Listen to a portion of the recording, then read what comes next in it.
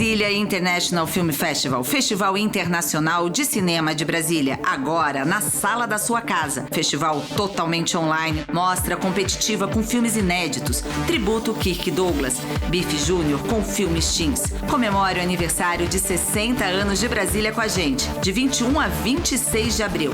Acesse bifefestival.com. Fique em casa, fique com o Bife.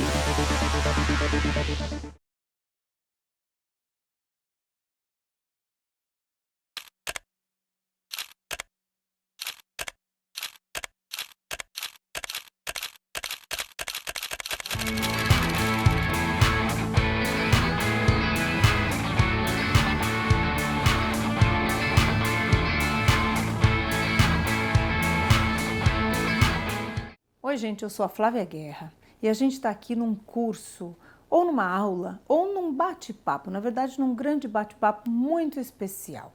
A gente vai falar de documentários e não só fazer uma grande aula, um grande curso longo, porque esse não é o propósito aqui, mas sim falar da questão de pensamento crítico do documentário. A gente vai partir dos pioneiríssimos aí, do ponto inicial da criação documental, para a gente pensar como é que a gente pode ter uma postura sempre crítica. Não no sentido de criticar, ver os problemas, os defeitos do gênero, mas a gente sempre pensar como surgiu, de onde veio, por que fazemos documentários. Aí antes da gente filmar, para quem quer ser documentarista ou para quem já está filmando, escrevendo, roteirizando, pesquisando, montando documentários, tanto quanto para quem quer ser espectador, ou já é ou ama documentários e está sempre pensando no formato. Documentário não é jornalismo, documentário não é ficção, não é também uma grande verdade filmada e desenhada. É um pouco de tudo isso, mas na verdade, como diz o John Grierson, que foi um grande, como dizia, um grande documentarista inglês e um grande pensador também dos documentários, o documentário seria o tratamento criativo da realidade. Eu gosto muito desse conceito, porque ele encaixa em quase tudo que eu penso sobre o documentário. Eu acho que ele encaixa em quase tudo que é de fato documentário. Eu gosto sempre da gente pensar em quem pensa o documentário, quem desenhou a estrutura de estudos dos documentários também, porque assim como o cinema que foi nascendo aí no começo do século XX de um jeito muito... a gente foi fazendo e depois a gente foi pensando, o documentário também. E talvez até demorou mais tempo para a gente ter grandes teóricos, grandes pensadores, universitários mesmo, da academia de documentários. Então eu acho que a gente tem que ir sempre pensando nisso tudo quando a gente fala do conceito. E aí nesse sentido eu cito também o Bill Nichols, que é um grande autor, produtor de um conteúdo muito específico e muito vasto ao mesmo tempo sobre documentários e professor na Universidade da Califórnia e que foi parceiro de grandes outros autores e sempre ajudou a gente a pensar muito no documentário. Quando eu falo do Grierson e esse tratamento criativo, eu junto aí e cito Bill Nichols, por quê? Porque o Nichols, que escreveu Representing Reality, né, que é Representando a Realidade, um livro seminal na questão de quem quer estudar o documentário, até a introdução ao documentário que eu tenho aqui. Aliás, vou deixar todas as dicas aqui, mas esse é um livro imprescindível. O meu está todo grifado, todo colorido. Eu sou dessas que riscam os livros, mas enfim. O que eu quero dizer aqui é que os conceitos deles sempre andam lado a lado. O Grierson dizia essa questão de o tratamento criativo, por quê? Porque não é apenas você chegar lá, ligar uma câmera e pronto. Mesmo quando você escolhe apenas filmar e nem editar material bruto, você fez uma escolha do olhar, onde colocar sua câmera, o que filmar já é uma escolha. E esse sim é o tratamento criativo que você dá à mesma realidade. Então, nesse sentido, muita coisa abarca um documentário. Mesmo o jornalismo, né, como dizia aí Nelson Rodrigues, não é 100% imparcial, mas ele pode ser comprometido sim com a verdade dos fatos, com uma checagem. O documentário também pode, quando ele tem esse estilo mais jornalístico, investigativo. Mas a gente também tem o documentário autoral, o documentário de autofabulação, o documentário em animação, documentário ensaio, diário. A gente tem tantas vertentes que hoje em dia é difícil a gente classificar. E aí, nesse sentido, vem o Bill Nichols, que dizia: é tão difícil a gente definir o que é documentário quanto definir o que é amor. quanto definir o que é cultura.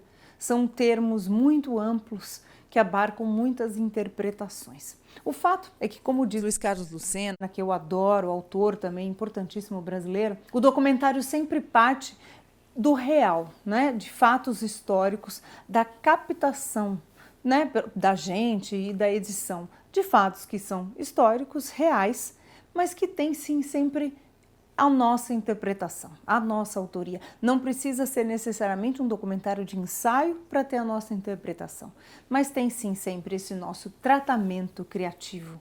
Então, acho que a gente tem muito que ter isso em mente, esse pensamento para todo tipo de documentário que a gente vai ver e fazer, e não necessariamente dizer: isso não é documentário. Tem dramatização, já não é documentário. Fez animação, já não é documentário. Se não é cinema direto americano, que a gente vai falar mais dele aqui, não é documentário. Se é o documentário francês, o cinema verité, em que o autor interfere muito, provoca e até inventa dispositivos, já não é documentário. Documentário, para mim, é o que é ali, captando só a realidade, muito limpa, entrevistas.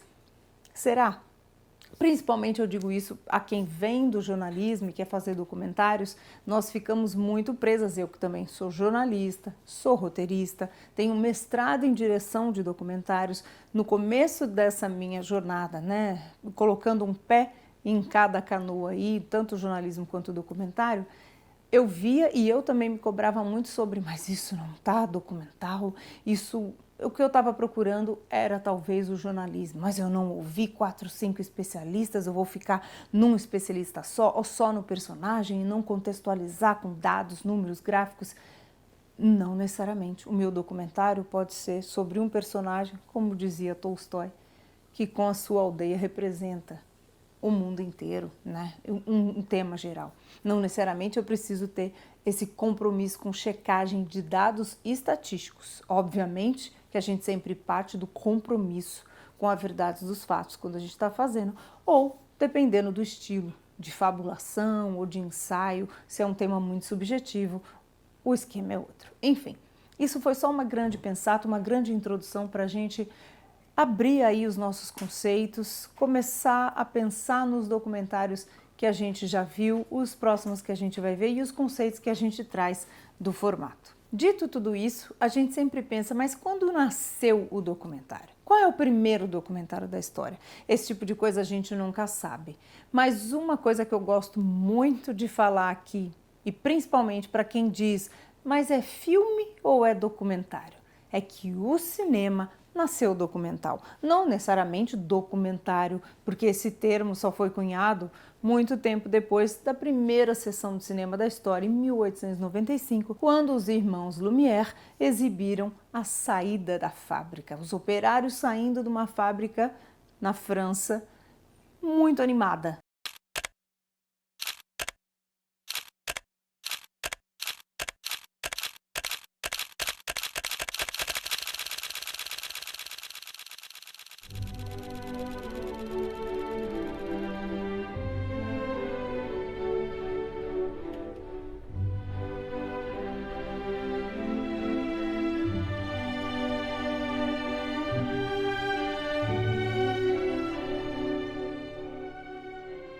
E a gente vê que tem uma observação do real. Não existia um roteiro necessariamente, porque nem existia o cinema per se, como a gente começa a entendê-lo mais quando a ficção ganha o mundo e as produções.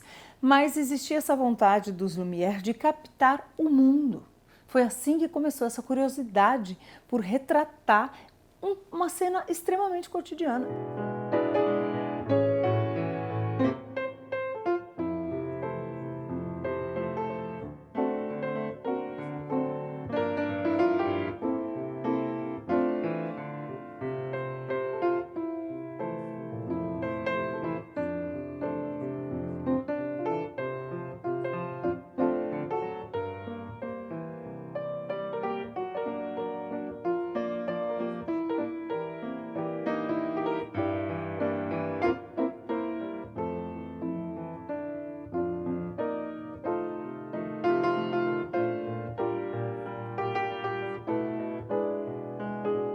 Operários que estão saindo de uma fábrica. E a gente vê nessa cena, passa uma carroça, saem muitas mulheres. Eu adoro reparar como tinha muita mulher trabalhando nessa época já nas fábricas.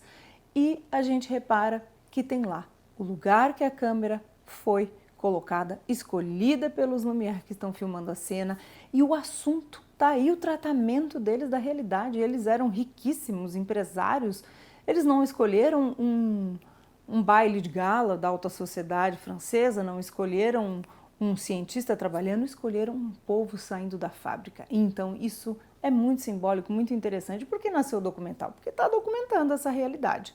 Agora, a gente ainda não chamava isso de documentário.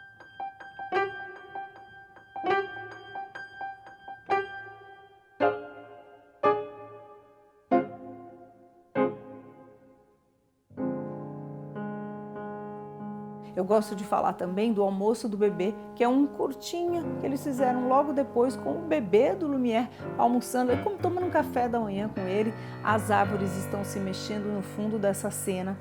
E numa sessão de cinema em que esse filmete estava sendo exibido, estava ali na plateia um tal de Georges Méliès, que trabalhava no teatro, nos palcos, nas artes aí dos palcos, e entendeu que essa coisa de cinema ainda tinha essa noção de perspectiva.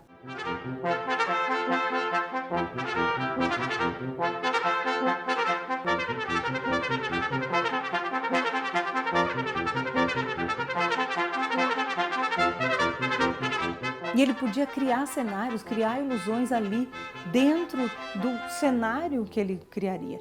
E depois, logo depois, ele fez o Viagem à Lua, que é considerado o primeiro filme de ficção da história do cinema.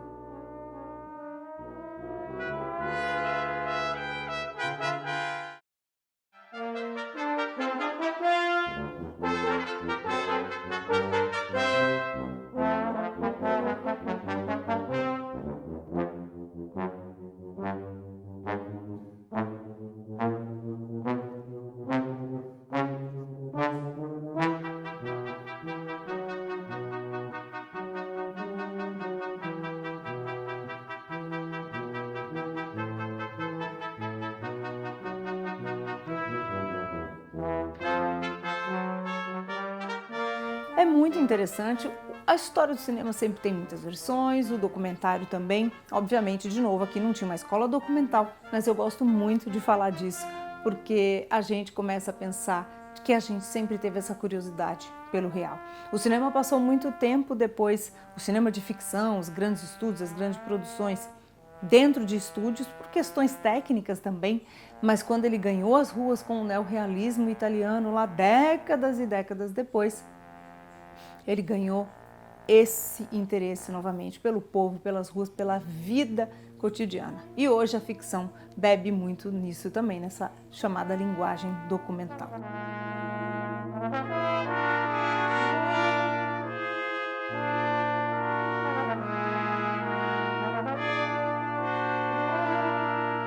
Mas aí a gente volta para essa questão de quando foi a primeira vez que alguém falou isso é um documentário. Foi em 1926, o tal John Grierson, escrevendo um artigo para um jornal inglês, chamou o trabalho do Robert Flaherty, canadense, de documentário. Ele falava de Nanook, o esquimó, de 1922, e de Moana, que era desse ano, 1926. Mas foi Nanook o considerado o primeiro documentário per se da história.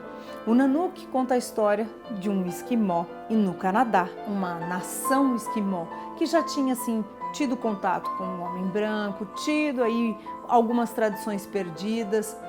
E aí o Flaherty, que estava aí no ramo da antropologia, ele quis fazer algo mais profundo, não tanto antropológico no sentido distanciado, frio, científico como tem que ser. Mas ele queria contar uma história, uma narrativa, fazer com que a gente se identificasse com esse personagem, entendesse, empatizasse com a vida do Nanook. É o como, não necessariamente o quê. O cinema nessa fase, o próprio documentário, estavam muito nessa coisa dos documentários de viagem, os newsreels que a gente assistia no cinema antes de assistir até ficções. E o Flaherty queria trazer essa narrativa do personagem Nanook. E, aliás, é uma aula até hoje, é uma delícia assistir Nanook. Não percam, assistam, porque tem a cópia disponível em várias plataformas online, porque a gente vê essa tal da jornada do herói. Claro que não é essa jornada típica que a gente aprende aí, né, com os livros de Joseph Campbell, com a famigerada... o exemplo famigerado de Guerra nas Estrelas, entre outras aventuras como O Senhor dos Anéis, o Frodo, enfim. Mas toda a narrativa aí, todos os atos, todas as provas que o Nanook passa para apenas manter sua vida estão aí nessa narrativa. E é por isso que é muito interessante também a polêmica, porque se o cinema nasceu documental, o documentário nasceu com o quê? Ficcional. Dispositivos, eu diria, ferramentas que o cinema ficcional usa. Por quê? Porque o Flaherty queria contar essa história da melhor forma, de fazer entrar ali. Como é que você entra com uma câmera imensa? Na época, os equipamentos eram muito maiores, dentro de um iglu. Não entra. E a gente vê em determinada cena, numa sequência, na verdade, o Nanook construindo esse iglu, a portinha ali. E logo depois, pouco tempo depois, a gente corta para tá dentro ali, assistindo a família do Nanook acordar, despertar, começar o dia. Onde que essa câmera estava? Não era uma GoPro. E aí a gente sabe que o Flaherty construiu um estúdio onde ele conseguiu colocar as câmeras e a família ali simulando, entre aspas, coisas que eles de fato faziam na vida, obviamente. Mas não que era um documentário direto captando tudo ali em tempo real. Tem montagens muito interessantes, a sequência da canoa é primorosa, com cortes muito precisos, você não sabe onde é que cabe toda aquela família naquela canoa. Brincadeiras muito interessantes. E um detalhe aqui que dá pano para manga até hoje sobre é ou não é um documentário per se, limpo ali. O Flaherty passou 3 anos vivendo ali, filmando, voltou, quem nunca voltou para a ilha e via que faltava algumas sequências para montar, para fechar. E o Nanook, spoiler, morreu na vida real. E aí ele chamou o Flaherty, diretor, um japonês, para fazer sequências ali que ele precisava de Nanook na neve, enfim. O fato é que o objeto final ficou primoroso. É um filme, uma aula de cinema. Talvez se ele não tivesse usado desses artifícios, esses dispositivos, a gente nunca teria esse nível de intimidade com a relação e a empatia, o amor que a gente tem pelo personagem do Nanook. Mas será que ele teria que ter usado todas essas artimanhas para contar, na verdade, a sua verdade? Para fazer esse tratamento criativo da realidade do esquimó que estava ali diante dele? Entre o antropológico, a fabulação, o documentário, o direto, o não direto, o dirigido. É um filme fascinante até hoje, que faz com que a gente reveja todos os nossos conceitos. E foi o primeiro chamado de documentário. Então, a gente sabe que a história real, ela é mais complexa do que a gente gosta de colocar nos escaninhos e nas prateleiras. Mas, enfim, o documentário tem uma história incrível, perturbadora, né? A gente está sempre se desafiando aí quando a gente pensa, mas é sempre bom ter isso em perspectiva. Se vocês puderem, pesquisem, leiam, corra atrás dos livros, porque é fascinante a gente ver, saber, discutir, debater. Eu estou sempre aqui para a gente debater, a gente vai falar mais um pouco na próxima aula, no próximo papo, na verdade, sobre outros pioneiros do documentário e sobre escolas que vieram aí e foram evoluindo até a gente chegar aqui nesse momento incrível do mundo para o documentário.